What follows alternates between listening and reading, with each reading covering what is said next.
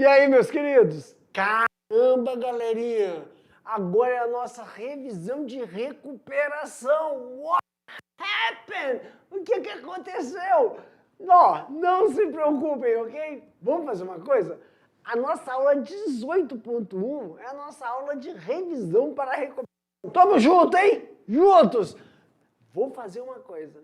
Enquanto começar a passar as lâminas aqui, vou explicar passo a passo, porque assim que eu finalizar essa aula de revisão para recuperação, vocês vão fazer a avaliação de recuperação. Então, atentos, tá bom? Os professores já devem ter entregue todo o material para vocês aí. Vai acompanhando lâmina por lâmina, vou falar bem devagarinho, dando os exemplos para a gente fazer o quê? Relembrar, recordar os assuntos falados aonde? Nas aulas anteriores, tá bom? Pay attention, meu diretor, na tela. Olha aí, galera. Revisão de recuperação da unidade 1. Professor, quais os possíveis assuntos que poderão aparecer lá na nossa avaliação que vamos fazer daqui a pouco? Aula 5, aula 6, aula 9 e a 10. Aula 5, hipótese sobre a origem da vida, parte 1, hein? Hipótese sobre a origem da vida, parte 2. E também vamos relembrar, recordar lá, o reino dos seres vivos, parte 1, e o reino dos seres vivos, parte 2. E vamos nessa, 5.1. Lembra da origem?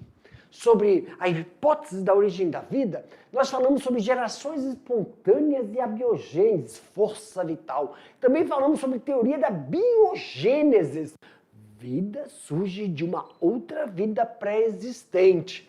E também, abiogênese e biogênese, onde tem alguns pesquisadores, onde nós relatamos esse processo. Para mim, meu diretor, galera, lembrando que geração espontânea, né, aquelas hipóteses, a pessoa estava andando, daqui a pouco olhava e via uma barata passando no meio do lixo. Então, aonde tinha lixo acumulado, surgiam determinados seres vivos, barata, rato, insetos. Então, se associava que essas moscas, os insetos, alguns animais como lagarta, larvas, ou então barata, rato, surgiam espontaneamente se tivesse o acúmulo, a presença de lixo. Isso foi derrubado, porque existia uma força vital, né? Lembra? A vida surge de uma vida pré-existente. Tem a carne, um pedaço de animal em putrefação. A mosca, que é a forma do adulto, vai lá, fecunda, bota seus ovinhos em cima daquele animal, e bota seus ovinhos em cima daquele animal, e aí o ovinho eclode, e aí surge a larva. Então, não surgia espontaneamente. Claro que a teoria da abiogênese, A é negação, biovida, gênesis, origem. Quer dizer que a vida para surgir, surgir espontaneamente, não é necessário ter o quê? Uma vida anterior, pré-existente.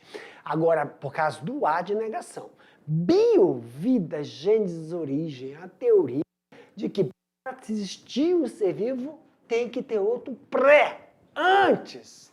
Um que já existiu, que o meio possibilitou as adaptações, as modificações e adaptações que foram selecionadas durante o quê? O processo que ele foi exposto àquele ambiente. Também falamos na parte 1, né, na nossa hipótese da origem da vida. Vamos fazer agora uma atividade em relação à aula 5.1 que nós fizemos lá na aula 5.1 para a gente poder fixar o assunto para a nossa prova. Aumenta a tela, meu diretor. Olha aí, atividade de recuperar. É hora de recuperar. 1. Quem foi Lázaro Spallanzani? E qual a importância do seu experimento? Fisiologista italiano. Então vamos aqui. Professor, o que é um fisiologista? Fisiologista é uma pessoa, um pesquisador que estuda o funcionamento, todos os processos do funcionamento do nosso organismo. Exemplo, o fisiologista, se ele for estudar o funcionamento cardíaco, ele vai saber todo o processo, não só batimento do coração, mas por que ele vai fazer movimento do sangue, para onde, para onde. Processo, como funciona a respiração. Ele vai estudar a anatomia do pulmão, os alvéolos pulmonares, quais são os órgãos que estão conectados, quais são os órgãos que necessitam do funcionamento dos pulmões. Tem um fisiologista de fígado, funcionamento do fígado, o órgão, ele estuda a forma desse órgão, do que ele é constituído, quais são os outros órgãos que necessitam do funcionamento dele.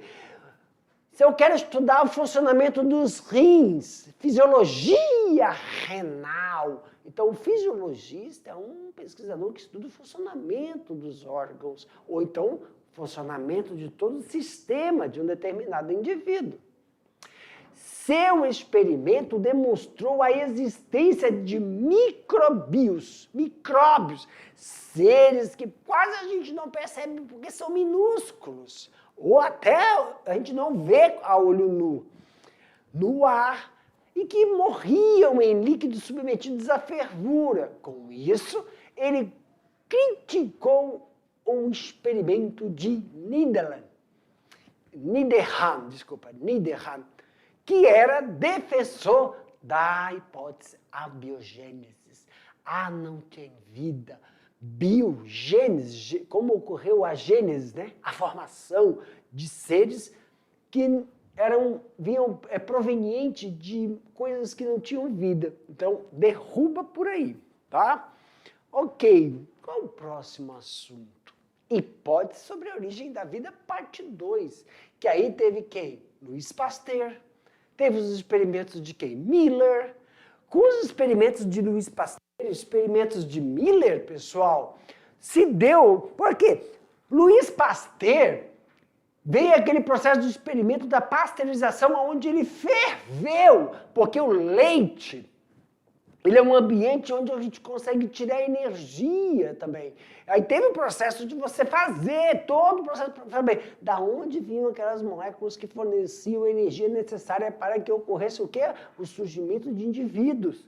Miller também propôs todo um processo de descargas, processos de você verificar como ocorre a transformação das moléculas inorgânicas para orgânicas. Dos experimentos formulados tanto por Pasteur e Miller, teve a hipótese de surgimento dos seres autótrofos e seres heterótrofos. Professor, o que são autótrofos e heterótrofos? Autótrofos são indivíduos que conseguem produzir seu próprio alimento. Ele mesmo consegue pegar coisas que estão no meio e transformar. For example, os vegetais absorvem matérias inorgânicas. Aí a gente chama isso de seiva bruta. Ele absorve pela raiz os minerais, tudo que é inorgânico, e coloca nas folhas. As folhas, nelas ocorre um processo que a gente chama de fotossíntese, quer dizer, a incidência solar bate ali nas folhas e o próprio vegetal tem uma estrutura aqui metabólica, vamos dizer assim, que transforma aquelas substâncias inorgânicas em substâncias orgânicas. E aí, com essas substâncias orgânicas, a planta consegue produzir seus hormônios, todo o material que ela precisa para desenvolver. Então, todos os indivíduos que conseguem produzir seu próprio alimento são chamados de autotrófico. Auto é a suficiência. Trófico, ambientes diferentes, eu consigo pegar algo que está naquele ambiente e tenho a capacidade de transformar em coisas orgânicas, energéticas para o meu desenvolvimento. Heterotrófico, hétero, diferente, ele precisa pegar pronto. Como assim pegar pronto, professor? Nós. Por exemplo, eu produzo leite? Não.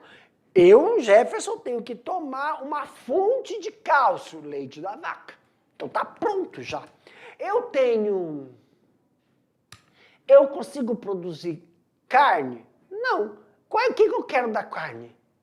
Proteína. O que tem na proteína? Aminoácido. Eu já como o quê? A galinha, como a vaca, como o jacaré, o peixe. Então, a minha fonte de nutrição.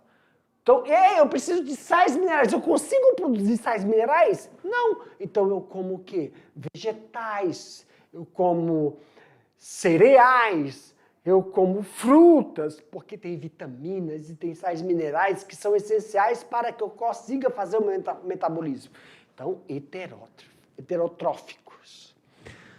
Vamos fazer uma atividade para fixar esse conhecimento que nós desenvolvemos na aula da origem da vida, parte 1 e parte 2. Vamos! Hora de recuperar. Então, qual foi a questão? Segundo a hipótese autotrófica, os primeiros seres vivos na Terra conseguiam, olha aí, ó, seu alimento através de compostos inorgânicos disponíveis no meio. Porque eles tinham a capacidade de pegar tudo que era inorgânico e transformar em orgânico. Qual o local sugerido por estes primeiros seres vivos terem surgido na Terra e o nome do processo pelo qual eles conseguem realizar seu alimento? Nas regiões mais profundas do assoalho oceânico, lá onde a luz não chegava. Então, lá no mar, lá naquela região mais profunda, tinha muita matéria inorgânica. E o sol não bate, é muito escuro. Então, a gente chamava de fontes termais. E eles faziam como? Como é que eles transformavam, professor? Que hoje, o exemplo que o senhor deu, são as árvores que incidiam. Mas naquela época, eles eram quimiosintetizantes. A ausência de luz, mesmo assim, eles conseguiam fazer determinadas reações químicas. Vamos para o próximo assunto, que poderá estar na sua avaliação de recuperação. Os reinos vivos, os seres vivos, parte 1 e a parte 2. No reino, nós vimos o reino Monera e o reino Protista. Monera, professor, quem são Monera? São as bactérias. Quem são os protozoários? São micro-organismos, ou zooplânctos, né? Como o protista. Na grande maioria, ameba. São agentes patogênicos. Malária é protista, unicelular. Monera, bactérias, cianobactérias, protistas, protozoários, tem as algas também, né? E aí qual é a característica? As bactérias fazem reprodução assexuada. Professor, o que é assexuada? O A é negação. Sexuada sexo é troca de gameta. Como troca de gameta, professor? Tem o gameta feminino e tem o gameta masculino, que traz a metade da informação genética do papai e da mamãe. Bactéria não existe isso não. Ela faz por paridade, ela é assexuada. Ela não precisa de gametas para fazer a sua reprodução. E ela faz isso por paridade. Característica heterotrófica e autotrófica. Porque ela é induzida. Ela consegue produzir qualquer enzima que quebre qualquer substância que esteja ao seu redor. Protistas. Reprodução assexuada, também por paridade, mas também tem reprodução sexuada, quer dizer, podem trocar informação genética. Exemplo também, eles podem ser encontrados, né, em determinados lugares e ter essa capacidade de produzir seu próprio alimento ou não. Nós também temos aí, ó, reinos dos seres vivos, parte 2. Especificamente falamos de quem? Fungo, e especificamente do reino Plantae. Do reino Fungi, vimos que eles apresentam estruturas unicelulares ou pluricelulares. São seres eucariontes. Significa o quê, professor? Tem núcleo individualizado. São heterótrofos. O que é heterótrofos, professor? Eles têm substâncias, eles não conseguem produzir seu próprio alimento. Absorção de enzimas digestivas, eles conseguem, então, fazer o processo de saprófagos. Eles conseguem decompor matéria orgânica que está em decomposição. Eles conseguem absorver nutrientes que estão em matéria de decomposição. tem parede celular muito resistente. Quem é a quitina? E que besteira isso interessa? Porque se você tiver alguma doença fúngica, é difícil combater. Pois ele tem uma proteção, uma parede de quitina que protege ele. Então, quando tiver, não vai cair na pau, mas se tiver alguma questão em relação a coisa de intervenção medicamentosa, tem que seguir na risca, senão você não consegue eliminar esse agente patogênico. E qual é o tipo de reprodução? Existem fungos que se reproduzem pelo processo assexuado e pelo processo sexuado, quer dizer, troca de informação genética. E reino plantae. No reino plantae, nós vimos que existem duas divisões, dois grandes grupos, as criptógramas e as fanerógramas.